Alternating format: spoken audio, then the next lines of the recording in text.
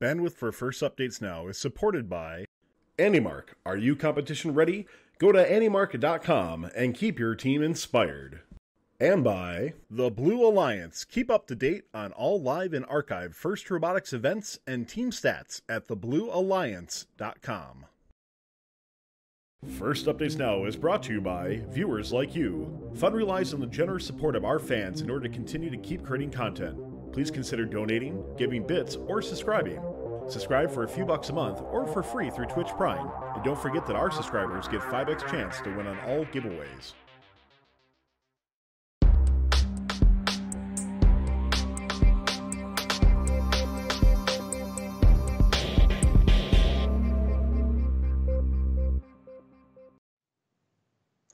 What's up, everyone, and welcome to the We the North recap. Tonight's show, we'll be talking about upsets in Power Up, elimination specifically, what went down in the North last week, preview what's happening next week, and then give you the top 10 list over here in the North. My name is Parth Patel, and today on the show we've got... Go ahead, Dan. guys. And Chris Braun here. All right, so let's start off with our discussion topic. Let's talk about upsets. I don't know if I want to call it an upset, but this week in Waterloo, I was there, I was volunteering, and I know a lot of people were watching, and a lot of people want to probably label that as an upset. I want to just start by saying, first of all, I don't want to call it an upset just because both alliances were super strong. They had everything going for them. You know, two robots that could scale super effectively, auto modes that were pretty consistent, and third alliance partners that could switch and exchange really, really well and consistently. So, however, the Red Alliance had 2056 and 1241, who are two of the top robots perennially in Ontario anyway. And they ended up losing to the Blue Alliance of Team Dave and 4917, who I think they ended up winning just with the more consistent scalability. There was a lot of drop cubes on the Red Alliance for various reasons, and I don't want to talk about what went wrong for them, but I'm sure both of those teams are looking forward to their next events. But I think a lot of upsets in this game are just due to the fact that there's a lot more parity. I've been competing in Ontario for a long time, and 2056 historically would have these robots that were there was just a huge gap between 2056 and everybody else at the events. And I'm looking back at 2007, 2008, where, you know, there wasn't really a strong middle tier in Ontario, or at least they weren't close to 2056. But this year you've got 4917, you've got 3683, you've got 1241, and all these other teams at Waterloo that were just amazing robots. So I think the parity level is just so much smaller than it used to be, or the disparity, I guess, is smaller. There's more parity, if that makes sense. Anyway, yeah. I think that's really what it came down to at Waterloo. I don't know what you guys saw at other events in terms of upsets. Yeah, we saw a lot of upsets this week, and I definitely don't think... I think if the second seed beats the first seed, I wouldn't consider that an upset per se, but I would just consider it just like a good match where the second seed... I feel like first seed, second seed, they're pretty close together, so it wouldn't be considered an upset. Same thing for fourth and fifth, third and second. If they're one seed away from each other, I typically wouldn't consider it an upset. But even still, just seeing these typically top teams just fall down to these teams that maybe not a lot of people have heard of, but are just very, very strong in their region. So it's definitely interesting to see. I think the biggest thing about upsets this year is that you can stay one cube ahead or one cycle ahead for a good majority of the match, and you're going to be way ahead of the other alliance, even though you're only staying one cycle ahead on the scale. You know, in 2014, if you were just one cycle ahead in terms of scoring, then the other alliance could get one cycle ahead in the last 30 seconds or so and then stay ahead. But if you lose that one cycle lead in this year and get it in the last 30 seconds, then you're not going to have time to make back all those points. So it's really just getting ahead and staying ahead that's really seeing all these upsets happen, I think. Yeah, for sure. That's what I've been seeing a whole lot of. It's not so much... It's coming down to not how many cubes you have on the scale. It's coming to how quickly you got those cubes to the scale. and if you have it in your favor. There was an upset at the Wisconsin regional. The Errors were the 2nd seed against the 7th seed, and they were having some problems, and they just weren't able to get that scale in their favor. And I'll talk a bit more about in the recap, but it's becoming a lot more of who can get to that scale first, get it in your favor, rather than who can place the most cubes on top of it. For sure. Auto is very important this year.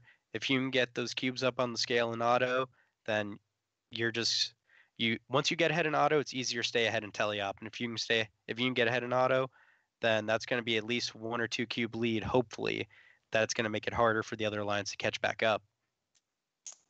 Yeah, and I think that was a little bit of a shock to me at Waterloo, because 2056 had I don't want to call it a consistent 3-cube auto because we didn't see it all that much, but it was definitely a proven 3-cube autonomous mode, but they didn't run it, and 1241 was actually running the scale autonomous, who had a 2-cube autonomous, but it almost seemed like they were still developing at Waterloo, so it wasn't really ready, I don't think, to be a finals against 4917 and 3683 level auto. And I was really shocked to see 2056 not run the 3-cube, because even if it's not 100%, I feel like there was just the potential of, if you did hit it in one of the finals, you just had that huge lead, because the Blue Alliance was only capable really of putting up the 1-cube in autonomous at a consistent level anyway. Yeah, for sure. Oh yeah, getting those. Right. I think we'll see a lot more of those. Those autonomouses getting closer and closer to those. Those are going to be a higher sought after ability, I believe, coming down Yeah, for sure. these couple last weeks. So I want to ask you guys a question. I have this almost deja vu feeling of like we're getting into this world of FRC right now in Power Up, where it kind of reminds me a lot of the Can Wars in 2015, where it's starting to come down to that first like 3-5 second period of autonomous where it's deciding a lot of these matches. Now, obviously a lot can happen in the rest of the match, unlike 2015, because there's defense and there's more dynamic nature of gameplay, but I feel like it's kind of like that, where you win auto, you kind of win the match, and that's kind of what it's becoming. For now, I think, yeah, that's basically how it's going to go. I think you can come back from a 1-cube disparity in auto. I think you can come back from a 2-cube disparity in auto.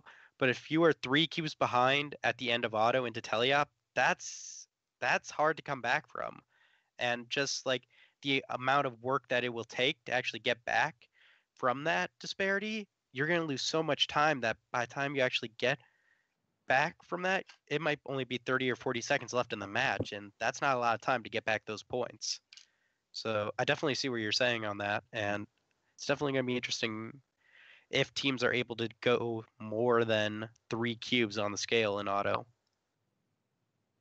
Yeah, more than 3 cubes in auto. Wow, that's going to be something. Oh, I think it could crazy. happen. It's just going to be very hard. Yeah, I think some teams are going to have to really look into when to play their power-ups. I know it's only 10 seconds, but sometimes those 10 seconds played at the right time can be that spot that you really need to get back in line and going. Yeah, for sure. All right. Well, that was a fun discussion. I'm sure that'll continue to be a topic in future weeks. Let's go ahead and break it down into recap. Chris, you want to start us off? All right, yeah, I will start it off. Oh, words, if I could, that'd be great. Let's start it off heading over to the Cheesehead Land. The Wisconsin Regional. There were a great number of teams at that event, multiple teams having taken a win at previous regionals, getting to there. It was going to be a high energy competition, and to get the victory there was going to be a bit of a battle. Though through the rankings, it was a pretty tight rankings throughout the qualifications. A lot of teams trading places, and a whole lot of extra ranking points playing key roles in where teams were going to be seeding. I know 3130, the Errors were trying really hard to fight their way to the top. They hadn't lost any of their matches, but they were still behind in the rankings, below 159 Paradigm Shift, who took the first seed spot, even though they had previously lost a match. Getting those extra qualification points for getting those climbs and the crossing the line it does play a part, and that's exactly what happened here. It came down to the park and climb points where Paradigm had only 40 more points over 3130, which put them in that first ranked position. And that allowed them to their first choice to the whole field of robots. But I'm pretty sure on the top of most people's list were 2481, the Roboteers, with their crazy 3-cube auto, their super fast arm, and their swerve drive just being wherever they needed to be on the field. They were the first pick. They were also the 4th seed captains that they could have chosen to decline, but they didn't. They ended up going through with it. They were definitely not a robot to be taken lightly. And it was going to be a battle to try to take down that 1st seed team with 65-74 rounding them out. The 1st seed Alliance, they made it all the way to their finals pretty easily. There wasn't a whole lot of big, huge surprises. But again, the big surprise was with the 7th seed of 3197, 1732, and 1306. They took down the 2nd seed in the quarterfinals. 3130 sat spinning for half their match in their first quarterfinal. So they were plagued with a few issues, and they definitely took advantage of it, and they made it all the way to the finals. But unfortunately, they still had to go up against 2481's Autonomous, and they quickly swapped over to playing some defense after they got the scale in their favor. They threw up a few cubes, they got a few cubes ahead, and then said, hey, we don't need to put a bazillion cubes up here. Let's just continue hammering them so they can't put any cubes on the scale itself. They played that strategy all the way through for their 2 matches, and it streamlined then to their victory. It was pretty cool to watch, though. Some great strategies. Blue fought hard. The 7th seed, they did fight really hard for it. They just didn't quite make it. And also congratulations to Team 3381 on taking home that chairman's win. All right, I'll pass it on off to the next event. Yeah, so the next event is interesting because 10 inches of snow didn't stop the show in Plainfield, Indiana. 35 teams duking it out for those ranking points and secure their spot in the state championship. It was really a free-for-all for the number 1 spot, with climbing really making the difference in the standings. All the top teams were in great form, but it was the first time Arcade Gore's 868 taking the number 1 spot. Wow, to take the number 1 spot as the first at your first event when other people have already played, that's pretty impressive. They went ahead and linked up with 234. Historically, that's a blue banner link up right there in Indiana. Consistency is the key in Power Up, and it really showed in the playoffs with 868, the Tech Hounds, 234 Cyber Blue, and 3947, the Last Crusaders. They would cruise to the finals to face the number 3 seed of 3940, Cybertooth 829, the Digital Goats, and 5188, Classified Robotics, where it would go to 3 matches. But sadly, in the rubber match, 3940 would have issues with connection to the field, and the number 1 seed would take the 3rd match to bring home a blue banner. Congratulations to teams 868, 234, and 3947 on the win. And also big ups to team 868 on taking home a gold, silver, cling bling. Cling bling! Yeah. With the EI, and congrats to Chairman's Award winners 1747 HBR on their Chairman's Award. All right. Now we're going to move over to Iowa, a fairly large event with over 60 teams competing. And with such a large event, it goes back to consistency, as we said before. And 2410 Metal Mustang Robotics completed qualifications without losing a single match and never missing an auto RP. Opting to go with 1710 Ravonics Revolution, who were not at their typical standard on the first day, definitely brought it back around on the second day. This left 525 Swart Dogs, in my opinion, the best robot at the event, to get picked by 3928 Neutrinos.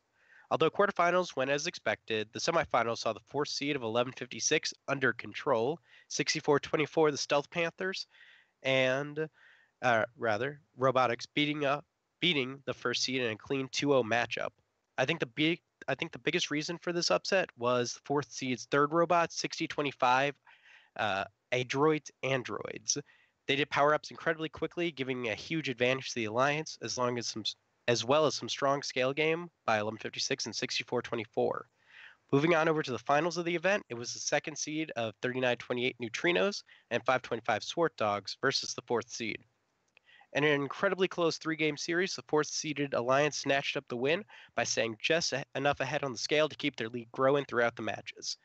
It was a surprising upset, but it was definitely earned by the 4th-seeded Alliance of 1156 Under Control, 6424 Stealth Panther, and 6025 Adroit Android. Also a shout out to 6025 for the double gold Kling Bling and 3928 for the double silver Kling Bling. Kling bling! All right, let's bring it on over to Ontario for an event. So this was the inaugural York University District event. 36 teams were the first ever to experience this brand new event held at York University. And while they may not have been the teams that are the most well-known outside of Ontario, they certainly knew how to power up. There were 6 really strong scale robots at this event, which meant that at least 3 alliances could end up with 2 scalers, and there could be a lot of back and forth on that scale, which we haven't really seen too much at Ontario events, so it was definitely going to be very exciting at this event.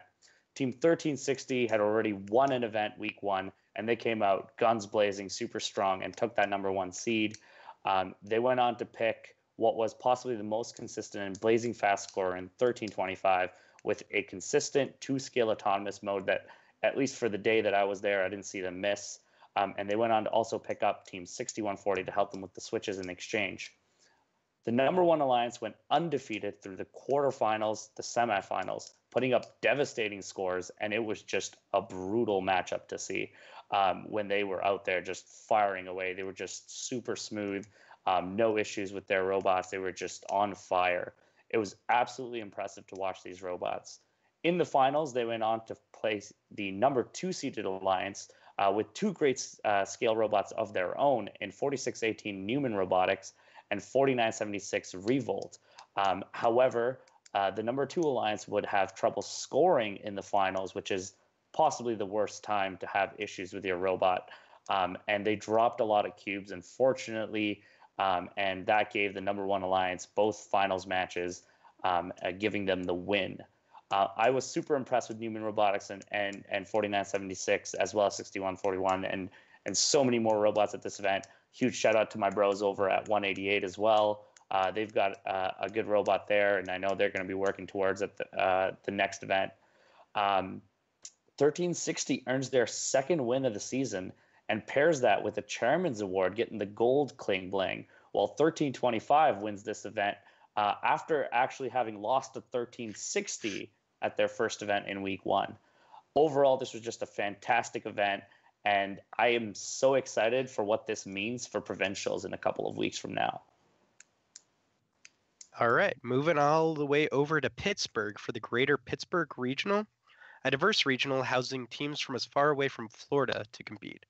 On top of it all was 4028, the Beak Squad, opting to choose their feathered friends, 217, the Thunder Chickens, to play in eliminations. Unfortunately, this is what I'm talking about with upsets. Due to some failed autos, a dead robot, and the 8th Alliance of 5811, the Bonds, 5842, Royal Robotics, absolutely crushing it. And they were just too much for the first seed, and they beat them in the quarterfinals. It was just another incredible upset to happen this week, and it was definitely interesting to see. Unfortunately, their momentum did not last, and it was a 5th-seeded alliance of 4145, the Warbots, and 5472 Stallion Robotics to meet up with a 2nd-seeded alliance of 303 Test Team and 4027 Center County Robotics in the finals. 303 played incredibly well throughout the entire competitions. They were ranked 2 after qualifications, and they rounded it up with a 2-0 series to win the regional with the help of 4027 and 6032 Pirate Robotics. All right, so then let's bring it on over back to Ontario at the Waterloo event. Already talked about this during a discussion topic a little bit, but the Waterloo event is always surrounded by a lot of hype in Ontario, and I'm sure in other parts of the world as well. The event certainly lived up to all the hype with all of the amazing robots that were on display at this event. Obviously, perennial powerhouses in Ontario, Team 2056, OP Robotics, Team 3683, Team 1241, 4917, 4525, 3161, 4678, 2609, and one of Karthik's favorite robot, and I'm sure he's going to appreciate the shout out. We also saw the Shove Kit. 2056, with their impressive forks and their ability to lift a body with them, just went and blazed through the qualifications and earned themselves that number 1 seeded spot where they went on to pick Team 1241, who had actually went on to win the BC regional a week prior. And so the number one alliance went through their quarterfinals and their semifinals, went into the finals against the alliance of Team Dave, 3683 and 4917. And in the finals, like I mentioned earlier, Team 2056, who did have a 3-cube autonomous, didn't attempt it. They went on the switch. 1241 attempted the autonomous on the scale. And in the finals matches, it came down pretty heavily to who was just able to get more synergy with their 2 scale robots and get more cubes up on there. And the Blue Alliance actually proved that they had better synergy with both robots being able to score on the scale simultaneously and run a lot of cycles and just get that scale in their ownership for longer. That went on to give them the win in the matches, Finals 1, Finals 2, and it was a fantastic event at Waterloo, as it always is. Huge shout out to all the teams that were competing there, and a huge shout out to the Blue Alliance. I know Team Dave and 4917 are locals at the event, and they never won the event in all the years that they were there, so I know it means a lot to them. Very nice. Well, I guess with all the recaps out of the way, I guess we can look into the next week and what will be going up here. I guess I'll just start it off with the Medtronic Foundation Regional, formerly known as the 10,000 Likes Regional. With 61 teams, it's going to be filled with some great matches for sure. Though Minnesota, with its cold temperatures, are still somehow bringing over some teams. I'm not sure exactly know what the word cold is and what temperature exactly is. So we got Team 233, the pink team from Florida, coming all the way up here to Minnesota to compete. And also a long ways away, we got 5996 RUR from the Czech Republic making their way up this way as well. Cool. Next up, we got the Buckeye Regional. So many amazing teams competing here, from the 2016 Einstein champs of 120 to the 2016 finalists of 1405, as well as 291, 379, the Hall of Fame team 2614, 2783, and 1592, and many, many more. So many awesome teams here that I cannot wait to see. Very, very nice. Heading back to Minnesota, across the street from the Medtronic Foundation Regional is where you'll find myself at the North Star Regional, with 56 teams competing there. Again, it's going to be filled with some great robots, many teams having had time to redesign and retweak their robots from previous competition. So it's going to be interesting to see the changes those teams have made and to see how the teams that haven't had that time will be able to adapt to the teams that have. Be willing to bet there'll be some interesting strategies being tried to play, and maybe some more thought into how the power-ups are going to be played in those. Yeah. And in Ontario, we're going to have the Windsor District event, where we've got some friends from Michigan coming up. And we've also got the North Bay event up north. And so it's going to be lots of teams competing, and we can't wait to see what happens next in Ontario and how Power Up evolves. Let's take it on over to the top 10 teams. Dan, do you want to cover the top 10 in our region? Yeah, for sure. So for our region, number 1, of course, unsurprisingly, we got OP Robotics, followed very closely by 2481, the Roboteers. Number 3, we got Theory 6, of course. Number 4, 3683, Team Dave. Number 5, Orbit Robotics. Number 6, 4917, Sir Lancerbot. Number 7, 1325, Inverse Paradox. Number 8, 4678, the Cybercabs. Number 9, 868, the Tech Hounds. And number 10, 525, Swart Dogs.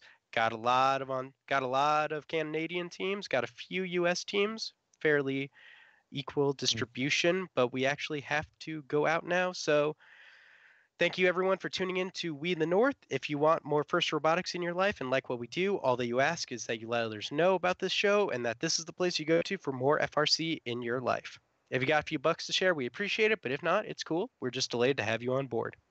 On behalf of myself, Parth, and Chris, and our producer Nick, I would like to thank you for tuning in, and thank you to all of our moderators in chat. Our next show is Best of the West. Talk to you next week on We the North Recap.